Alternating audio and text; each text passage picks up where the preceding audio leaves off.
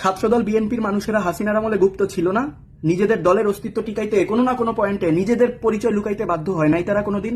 BNP এখন বলে তারা জুলাই আন্দোলনের সময় নেতৃত্ব দিছে, কিন্তু জুলাইয়ে আমি তো সাধারণ শিক্ষার্থী ছিলাম, আমি তো দেখছি বিএনপির মানুষজন বলছে আমরা এই আন্দোলনের সাথে কোনোভাবে জড়িত না।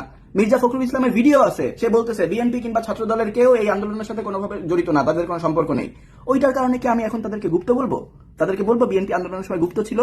এটা বিএনপির স্ট্র্যাটেজির খেলা ছিল।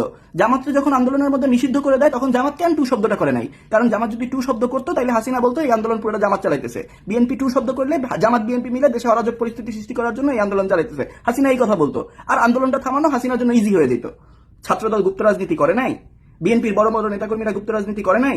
আমার তো ঠিক মনে আছে, স্কুল কলেজ যখন বন্ধ থাকতো, সব বিএনপি সারাদিন হরতাল থাকতো, তখন বিএনপির একটা মিছিলের সময় এক লোক সামনে নেতৃত্ব দিতেছে, তারা সাংবাদিক গিয়ে জিজ্ঞেস করছে আপনি কি বিএনপি করেন নাকি ছাত্রদল? সে বলছে আমি এগুলো কোনোটাই করি না, আমি সাধারণ মানুষ। পরিচয় লুকায় নাই নিজের? কেন লুকাইছে? কারণ সে যদি তখন বলতো আমি বিএনপি করি, সাথে সাথে তারা পুলিশ ধরতো, ছাত্রলীগ পিটাইতো। তখন সে নিজের পরিচয় লুকাইছে দলের অস্তিত্ব টিকায় রাখার জন্য, দলের একটা প্রোগ্রাম বাস্তবায়ন করার জন্য। এই জন্য সে বিএনপি হওয়া সত্ত্বেও বলছে আমি বিএনপি করি না। ছাত্রলীগের পোলাপান যখন হলগুলোতে রুমে রুমে গিয়ে সার্চ দিত, তখন যে পোলারে ধরে বলতো এই তুই ছাত্রদল করস, তখন সেই পোলাই বলতো না রে ভাই আমি তো ছাত্রদল করি না, ওই দেখেন আমি অমুক ছাত্রলীগের অমুক মিছিলে গেছিলাম, তমুক সেমিনারে গেছিলাম, এই যে দেখেন ছবি। এগুলো কেন করছে মানুষ?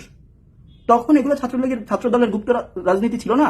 আমার কত পরিচিত মানুষজনকে দেখছি ছাত্রলীগের পাচার তো এখন বিএনপির ছাত্রদলের বড় নেতা হয়ে গেছে, আমি কি এখন তাদেরকে গুপ্ত বলবো?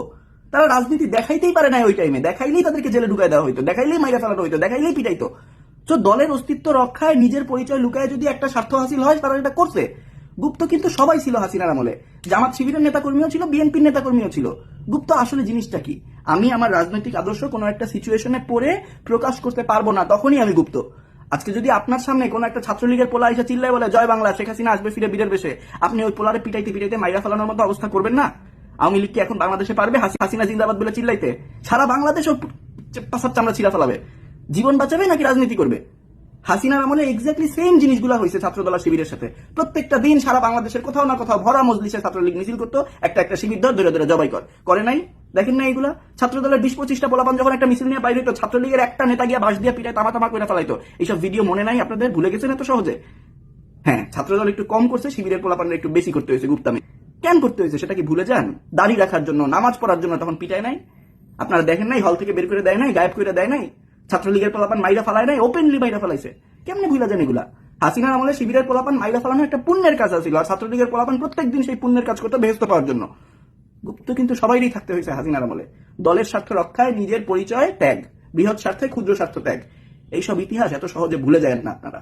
নিজেদের ইতিহাস যখন একই থাকে তখন নিজেদের মধ্যে কামড়াকামড়ি করতে হয় না এইসব সিলি ব্যাপার নিয়ে।